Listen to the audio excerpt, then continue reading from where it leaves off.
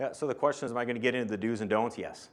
Yep, and we'll cover that in a lot of detail. My goal for doing this is to give you folks the knowledge to stay out of trouble with the FAA. Obviously, we want you to be safe, but nobody likes doing enforcement action. Nobody likes writing up fines. Nobody likes getting a fine. So if I can do the education piece and we can avoid that, all the better. So definitely we're going to cover the do's and don'ts.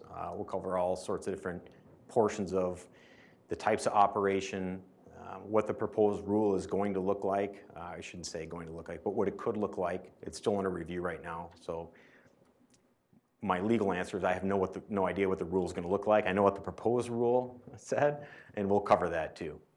Yeah, we'll cover that in there. The slide content at all after the presentation? Unfortunately, I can't share the slide content, but every important piece of documentation that I reference in this slide presentation will be at the end. And I'll leave that slide up during the whole question and answer session, so you can write down the advisory circular, a phone number you want, a link, a reference number, all that in there. Okay? All right, let's see if we can get going here. All right, so a little bit of background on me. I've been talking with some of you now for a few minutes. It's certainly nice to meet you folks. I'm glad you're all here. I want to get this information out to you folks so we can have a nice Christmas when all these things start being unwrapped under the tree, and that we're safe and that we're doing it the legal way. I actually graduated just down the road from Richfield High School way back in 93, way back now in 93. I went up to St. Cloud State. I was a flight instructor at an airport around here, and I got hired at the airlines, flew for them for a while. Jumped over to the FAA. I've been here about 8 years, and for about the last 2-3 years, I've been an aircraft accident investigator and UAS point of contact is what they call it. So I'm kind of the designated guy that's supposed to know what we're doing with these devices. So my goal here is to reach everybody and pass along the information to you folks so we can do this safely and we can do it legally. So what we plan on covering today is really the first question. It seems kind of simple, but what is a UAS? I will define that for you guys so you know exactly what we're talking about. We'll look at the roadmap the FAA has on like our short-term and long-term goals for getting UAS integrated into the national airspace system. We'll talk about the recognized operations, the exemption process, which is relating to commercial operations. The national proposed rulemaking, we'll talk about FAA enforcement actions. What are we doing when we catch somebody doing something wrong with the UAS? Information for law enforcement officers. We actually have an app called Before You Fly. It's not fully released to the public. It's under beta test right now, but we'll talk about that, and then obviously we'll have some questions and answers at the end. So the first slide I'd like to put up is this really a big deal? Why is everybody getting so wound up about it? And it's absolutely a big deal. Right now, Amazon's shipping 17,000 of these a month. And we're not even to the holiday push yet. DJI, which is probably one of the largest manufacturers of UAS in the world, have shipped, and these are old numbers a little bit, but they're shipping 750,000 of them to date. Walmart says, hey, this is going to be our #1 Christmas gift this year. So if you thought it was bad before, wait till this Christmas. It's going to be even more, so we're going to have a lot of drones operating around here. So what are we really even talking about? Whatever you happen to call it, a quadcopter, a drone, a UAS, or UAV, or UA, the FAA and most of the international community refers to them as unmanned aircraft or unmanned aircraft systems, so UA or UAS. So when I talk about UA or UAS, I'm talking about all of that type of thing. So the key item is that the FAA recognizes drones, UAS, as aircraft. And it sounds a little bit strange, but to the FAA, there's no difference between those two vehicles. Obviously, one's got 4 seats and a pilot in it, the other one doesn't have anybody on board, but both of them are aircraft. And that is where the FAA is getting its authorization to regulate the UAS in the airspace. This came from a NTSB order, which is down there on the bottom. It was a legal case, FAA versus a gentleman named Mr. Perker, that it went all the way up to the NTSB court. The NTSB court agreed that the FAA could say, yes, a drone is an aircraft. So that's the premise right there of how the FAA has any say in what drone operations are.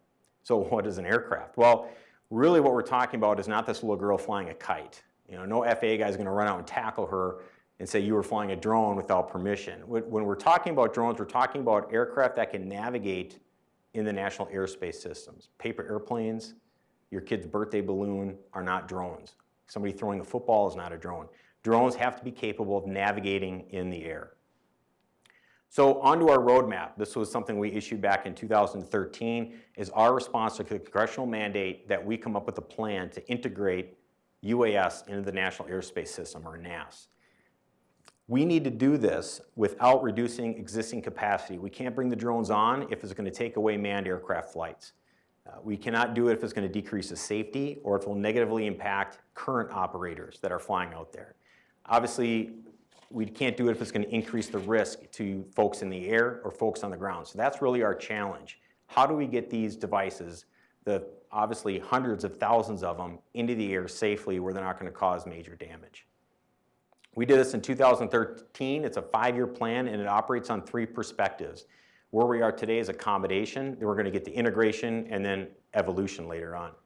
So where we are today, accommodation. Let's figure out how to get UAS into the National Airspace System, even if we don't have rules specifically addressing it as part of the FAA regulations. So we're looking at safety mitigations. We're working with industry. You see that we're working with CNN. We worked with BNSF to do test beds for the type of UAS operations.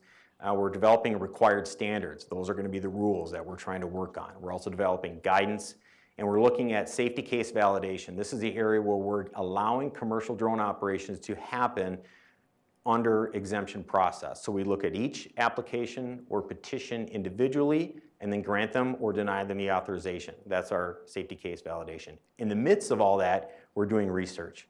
We're looking at sense and avoid, modeling, command and control, that's the C2 function out there, and human factors. For instance, somebody flying a UAS for 8 hours a day is at the same type of fatigue a pilot would experience flying an aircraft. We don't know. We need that data. We're working on getting a lot of historical data on that. Where we want to be is integration, and that's coming up, which is where we have rules on the books, which is 14 CFR Part 107 we want to come out.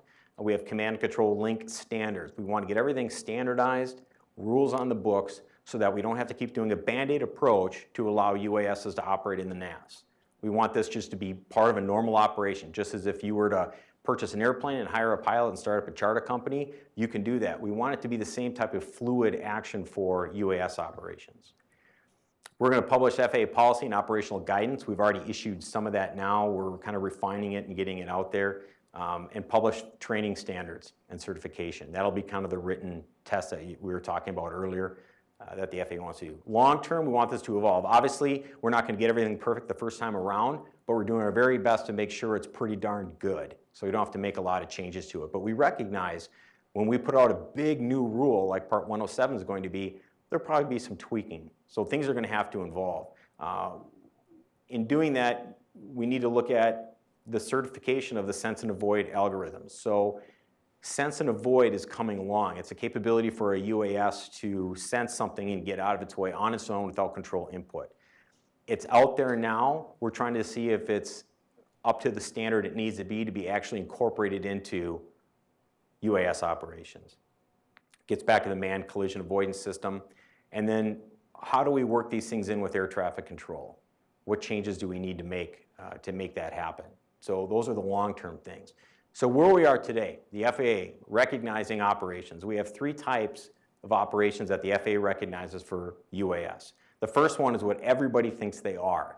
Everybody thinks they're a model, or everybody thinks they're a hobbyist. And some of them are, some of them aren't. But what we consider model aircraft operations are those that are operating in accordance with modeling standards, which currently is, we recognize, the Academy of Model Aeronautics.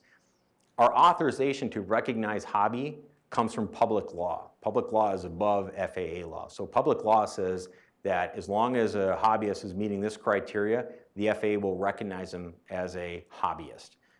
That section 336, which you see on the screen, also is a congressional mandate that prohibits the FAA from enacting any law against hobbyist or model operations. So we not only have to recognize a hobby model operation, we are prevented from creating rules against or making rules that require additional burden upon modelers or hobbyists. So that's a congressional mandate. It's not something the FAA has just said we're not going to touch hobbyists, although I think we've had a long-standing agreement that's worked pretty well. It's a congressional mandate that says we will not.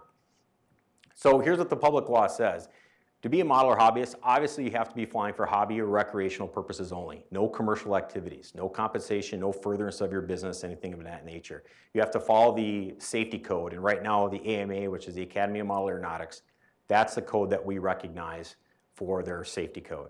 It has to weigh less than 55 pounds. And it cannot be operated closer to 5 miles of an airport unless you get the airport operator's permission. So that's key. You wouldn't believe the amount of airports that are around, or you wouldn't believe the amount of people that don't realize that the amount of airports that are around. The FAA, based on that public law, issued an advisory circular, and this is one of the bullet points I'll have at the end that you can write down too. 9157A. The previous version of this, 9157, was issued in 1981, so it was desperately in need of an update in 2015 and beyond. So what we did is we updated this advisory circular. It really puts itself in line with public law. There's nothing in here that goes against or adds additional burden upon an operator. It's just our advisory to someone who wants to fly for hobby use, how to do it. Here's what we do. We define it, and you're going to see that these 3 bullet points are probably what I just showed you from public law, and there's a good reason for that. We can't change public law. We can't make anything more restrictive. We are controlled by Congress to prohibit us from doing any of that. The only key is that the 55 pounds, unmanned aircraft can weigh more than 55 pounds as long as it's certified through a community-based organization as that. There are some large RC aircraft that are out there, 4-engine jet type RC aircraft that weigh more than 55 pounds.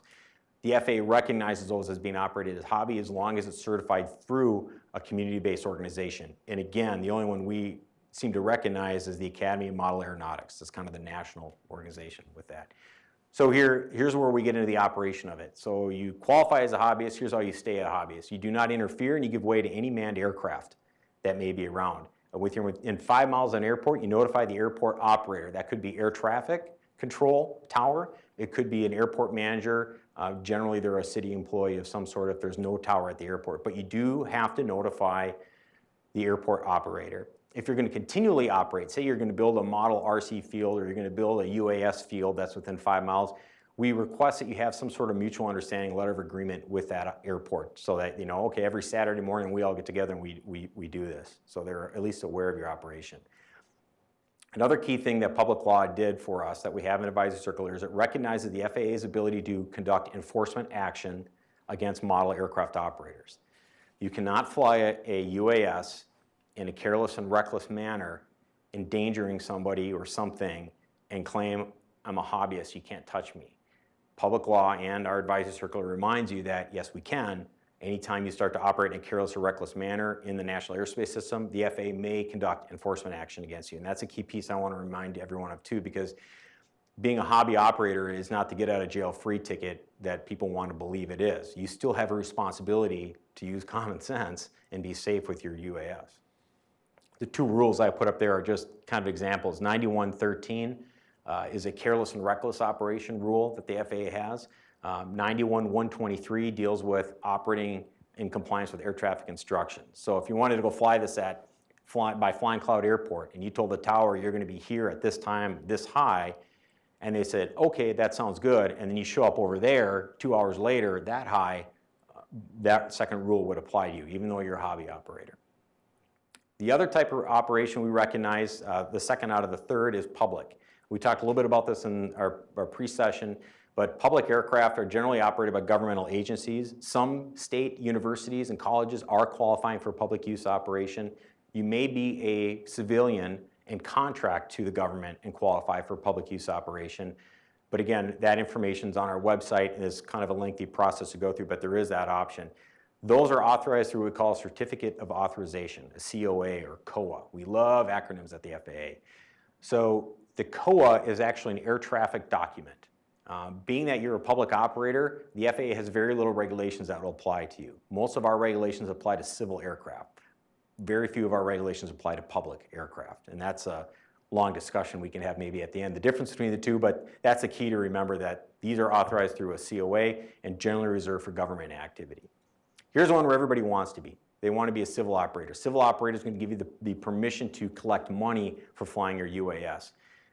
We define, rather inelegantly, civil aircraft as aircraft other than public aircraft. Okay, so if you're not a public aircraft, you're a civil aircraft. With the exception of you can be a modeler. But what we're going to do is we're going to authorize this through FAR Part 107. It's not out yet. It's coming. It's in the works. We're going to talk about it here in a little bit. And the exemption process. So here's the exemption process. We call it Exemption 333. And the reason we call it that is because it applies to Public Law 112.95, Section 333. And if you want to read through this public law, you'll have no problem going to sleep, I guarantee it.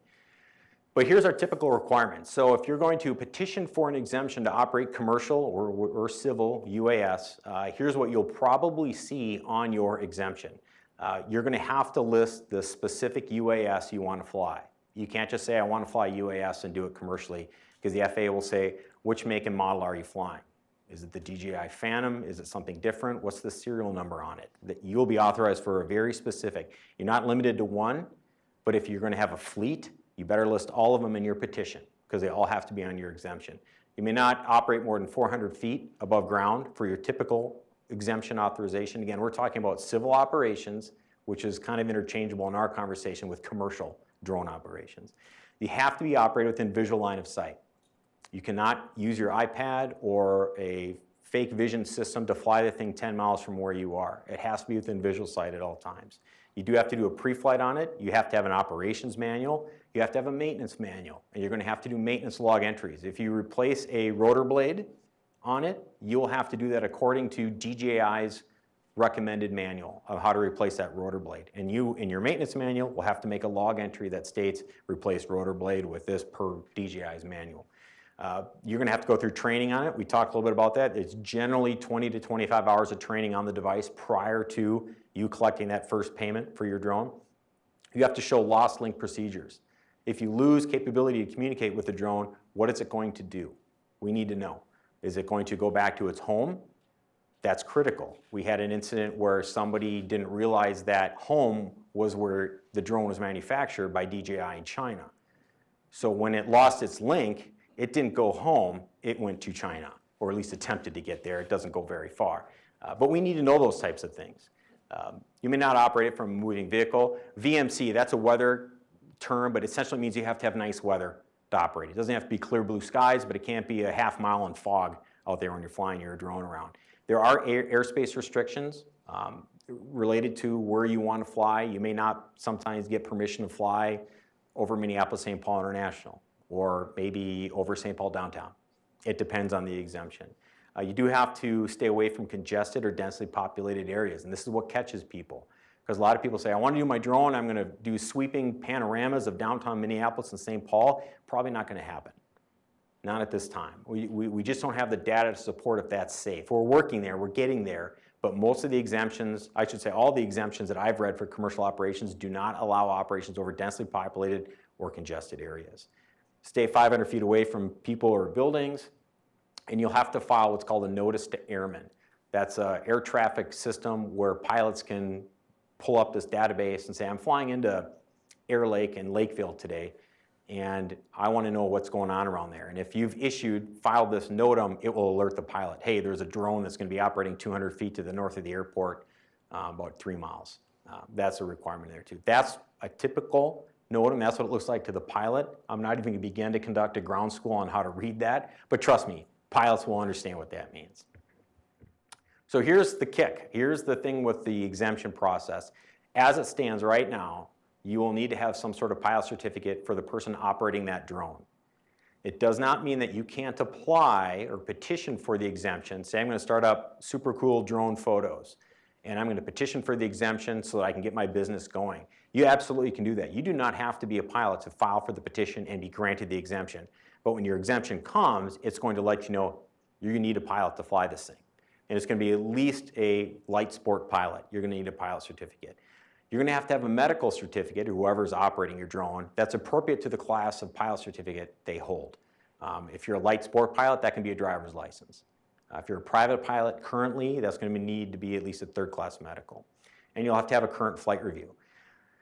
Now, I'm going to be the first one to tell you that we understand there is almost zero translation between flying a Cessna airplane and a drone.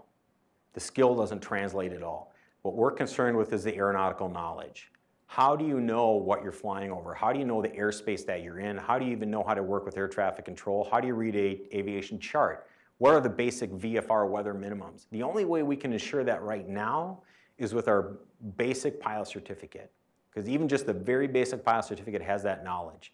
When Part 107 comes out, our written test or computerized test will address that. You'll have those questions that you'll have to answer in that, so we can take care of that. But that's why we require a pilot certificate now. It's not because we think the skill is transferable, it's because of the knowledge piece. We do have a certificate of authorization that's granted to current exemption holders. And I put the slide in there because it was a little bit confusing. We didn't do an excellent job of announcing this in terms of making sure it was clear to operators. But what people heard was, well, as long as I stay below 200 feet and I'm not over major cities and I stay away from airports, I can fly my drone commercially.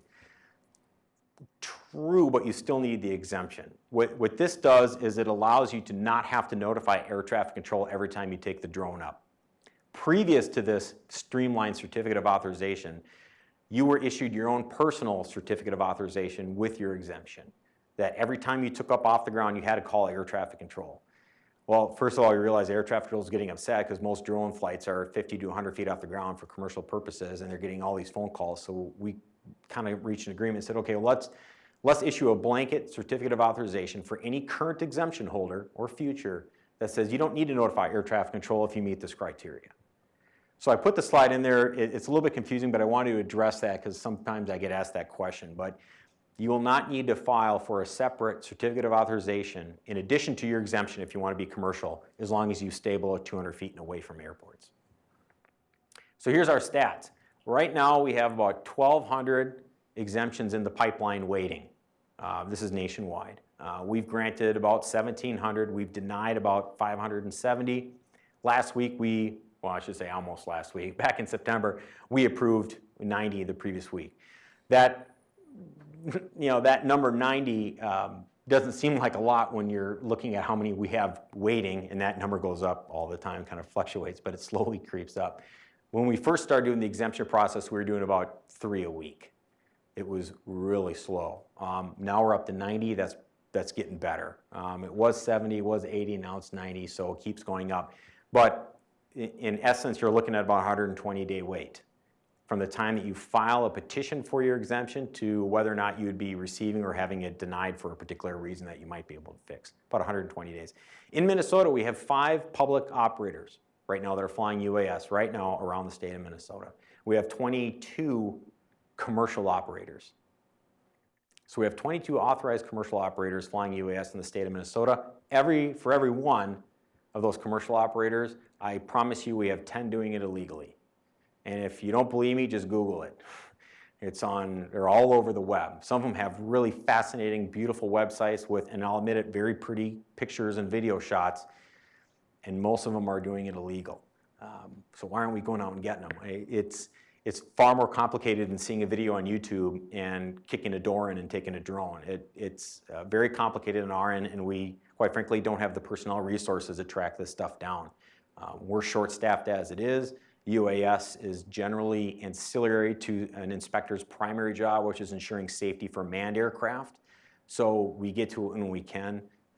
That and most UAS flights last 12 minutes. So by the time we know something happened, it's 2 hours later. By the time we get there, we have no prayer of catching it happening. So here we are, rulemaking. This was issued. We received almost 4,600 comments.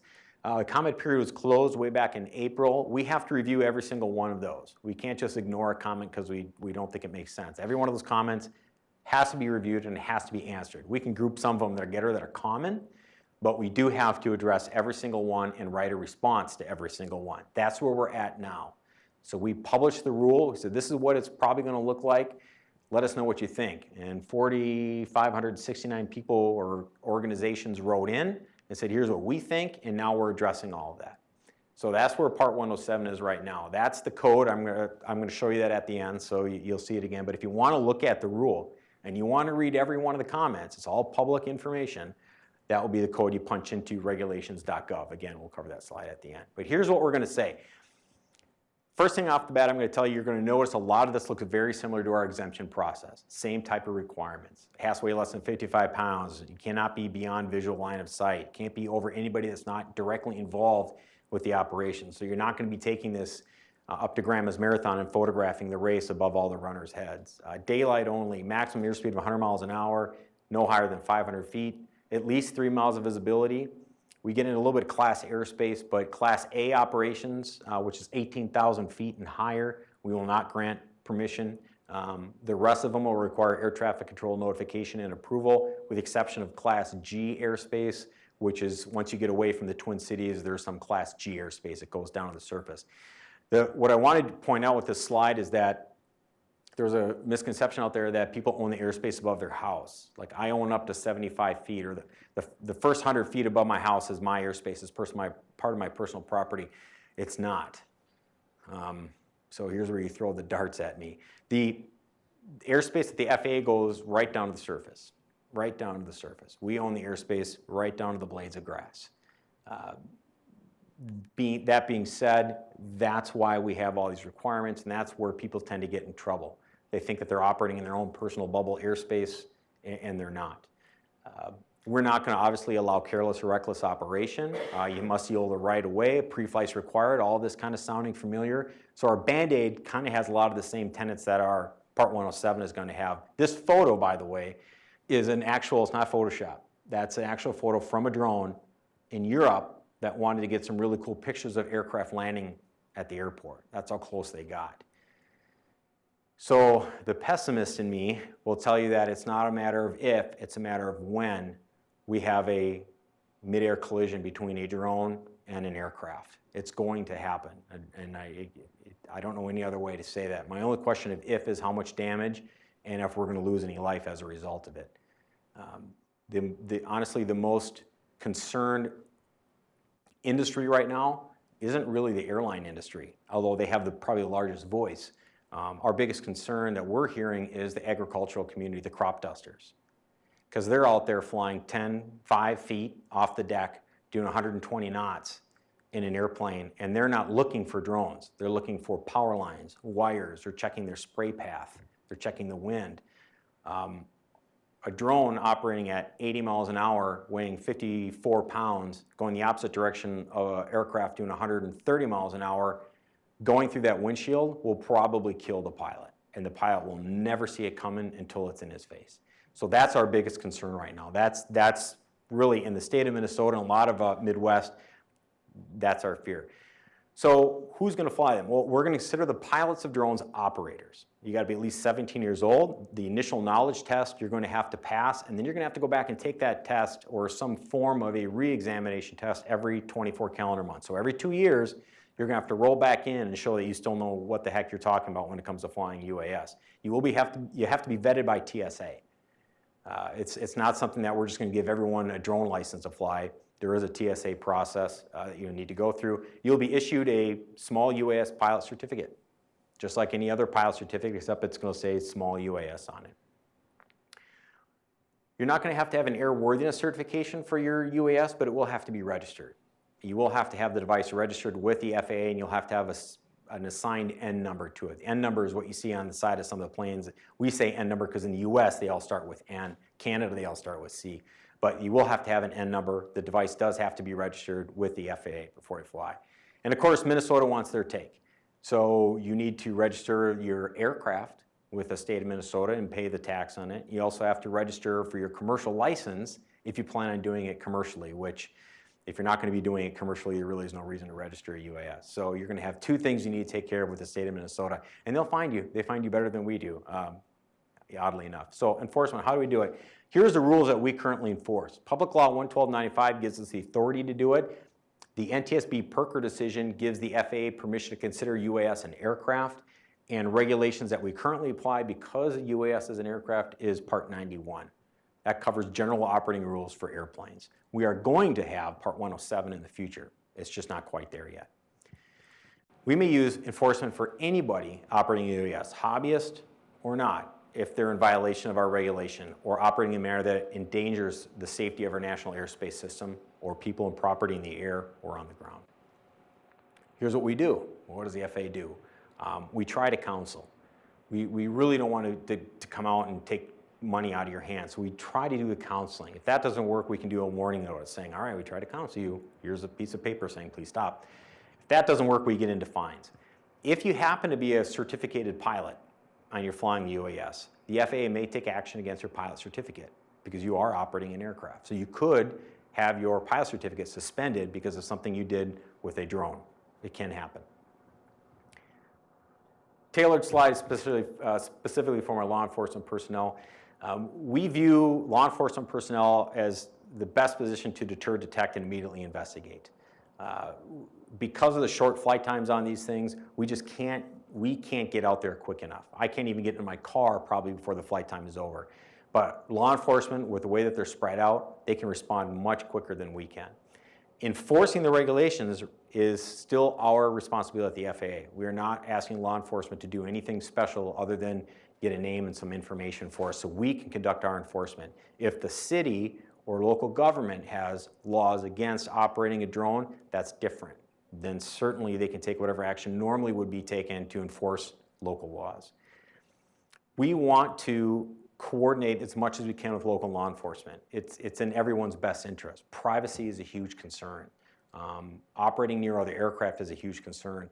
And because of the fact that we can't get out there quick enough, the only way this is going to work together is if the FAA and local law enforcement get together and try to help each other out with this stuff.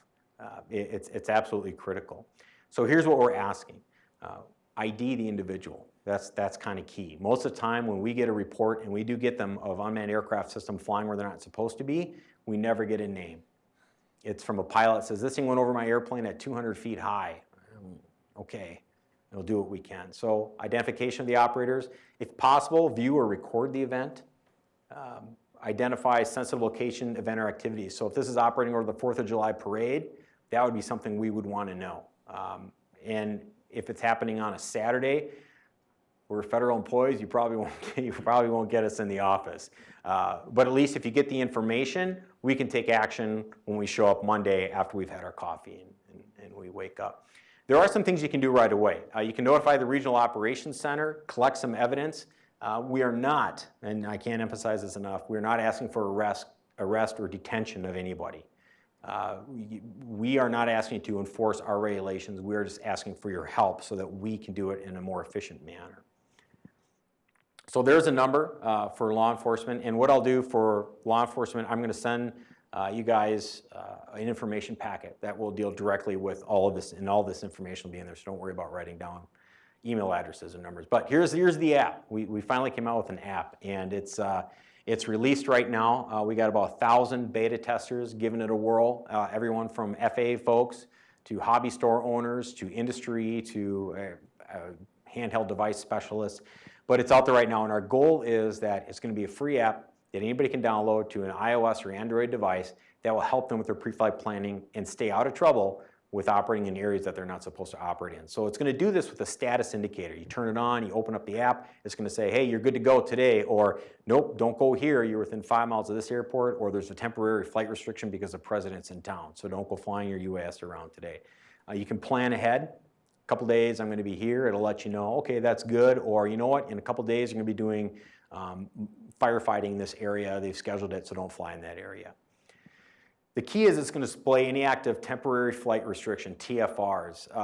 TFRs are kind of a big deal. They are issued for presidential visits, they're issued for firefighting activities, search and rescue, space launch, a variety of different things that we issue TFRs for.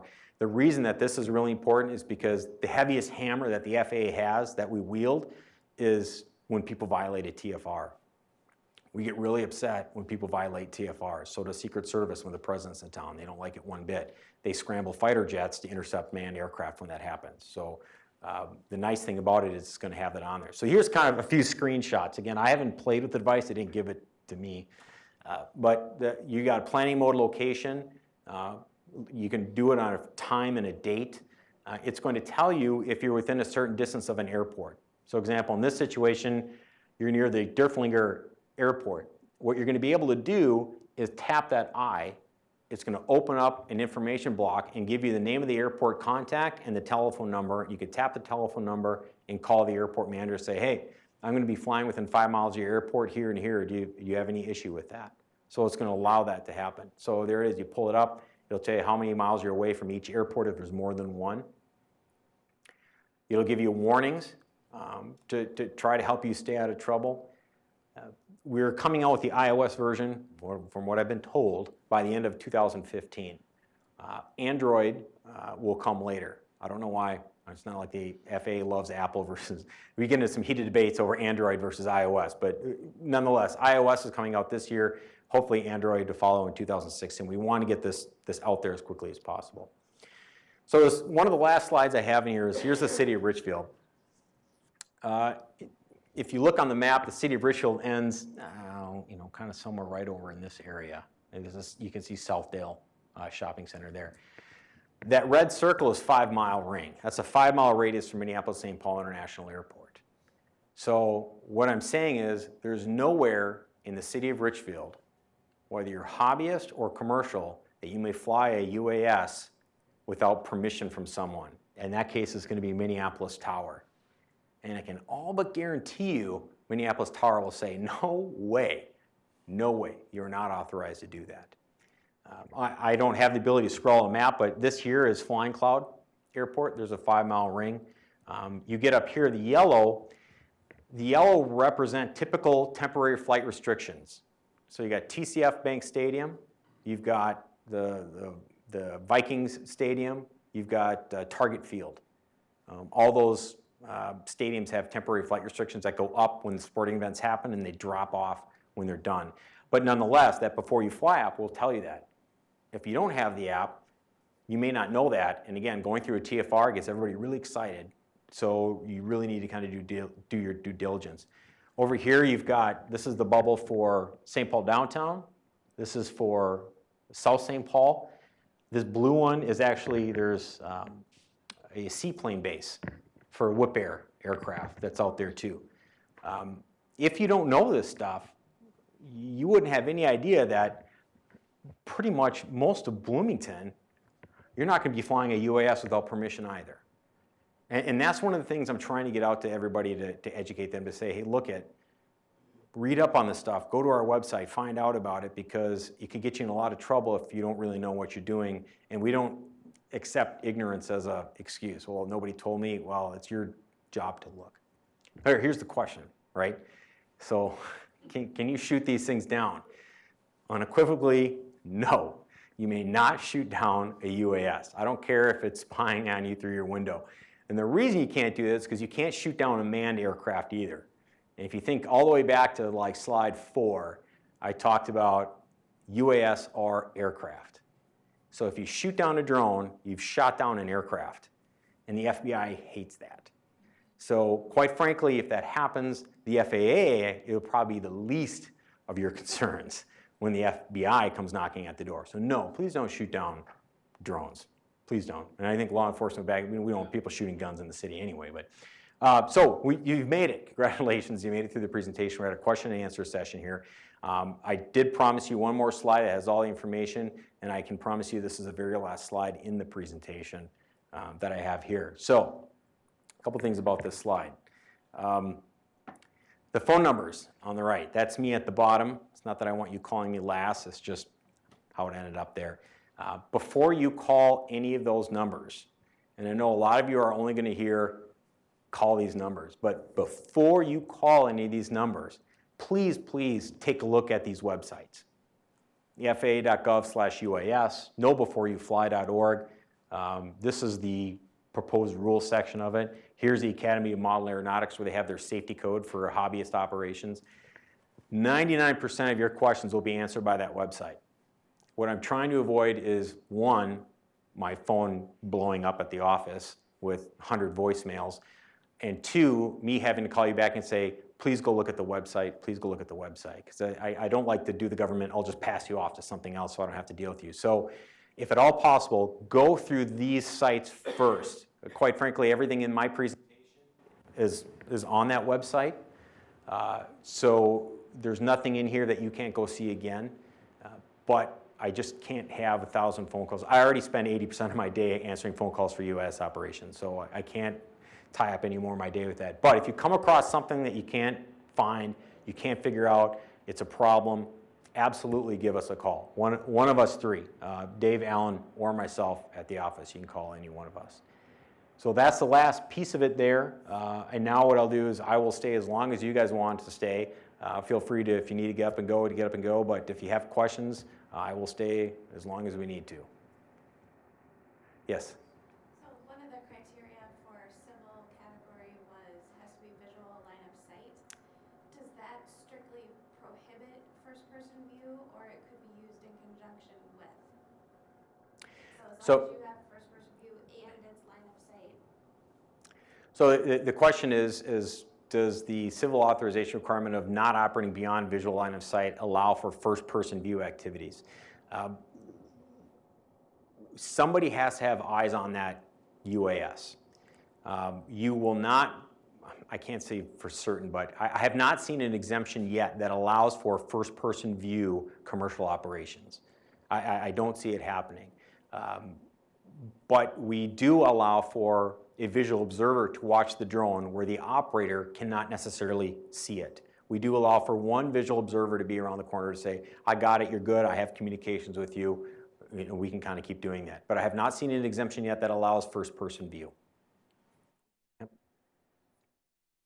Any other questions, guys? Public use or civil, commercial? Nothing you want recorded and broadcast? You can ask Jeff. I'll make sure he turns off the camera so you can ask me a question without fear of retribution at the end. Yes, sir. I'll ask one.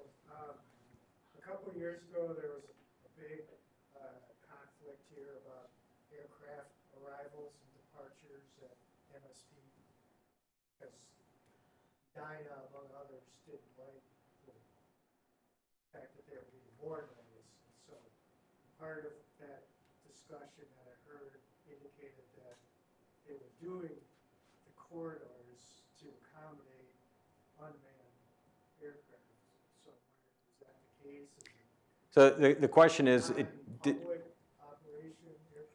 did air traffic control change the arrival and departure corridors out of Minneapolis to accommodate unmanned aircraft systems in the city?